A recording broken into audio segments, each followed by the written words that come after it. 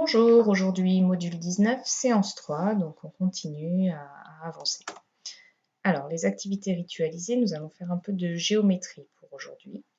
Je vais te présenter des figures et toi tu vas devoir les décrire en utilisant les mots qu'on connaît, les mots sommets. Tu te rappelles que les sommets, c'est les endroits où il y a des petites pointes, et les mots côtés. Alors, tu vas me décrire cette figure. Papa ou maman met pause, tu lui dis ce que tu vois, combien de sommets, combien de côtés, de quelle figure il s'agit. Voilà, on corrige ensemble. Donc, il fallait dire que tu vois 3 sommets, 3 côtés, et que donc il s'agit d'un triangle. Maintenant, tu vas décrire cette figure à papa ou maman. Ils peuvent mettre pause.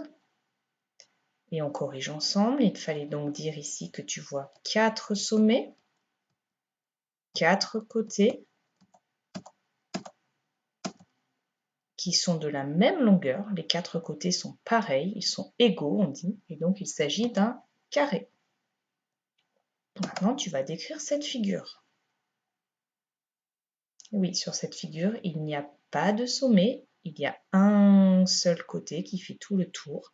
Cette figure, il s'agit d'un cercle. Cette figure, maintenant, papa ou maman met pause, et on corrige ensemble. Il fallait dire que tu vois 4 sommets, 4 côtés, 2 grands et 2 petits, et qu'il s'agit donc d'un rectangle.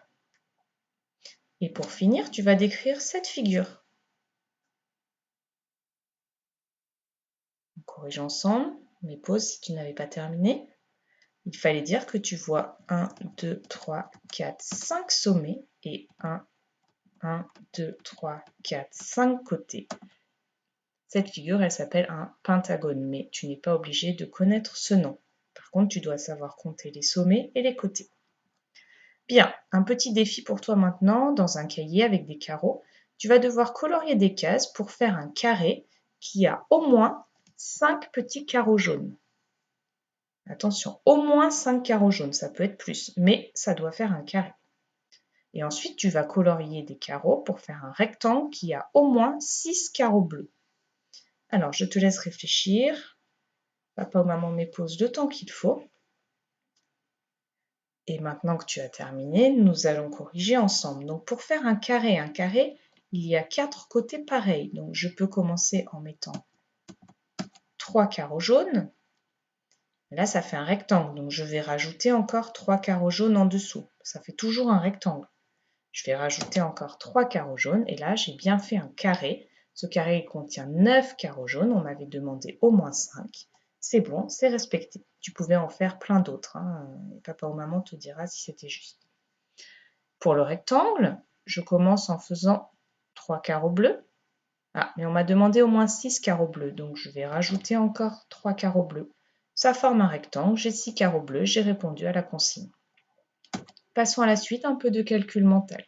Papa ou maman vont t'interroger sur les doubles. Tu dois leur dire très rapidement le double de 4, le double de 9, le double de 8, le double de 7 et le double de 6. C'est parti. Ils mettent pause. Et maintenant que tu as terminé, nous corrigeons ensemble. Le double de 4, 4 et encore 4, ça fait 8. Le double de 9, 9 et encore 9, ça fait 18. Le double de 8, ça fait 16. Le double de 7, 14. Et le double de 6, 12.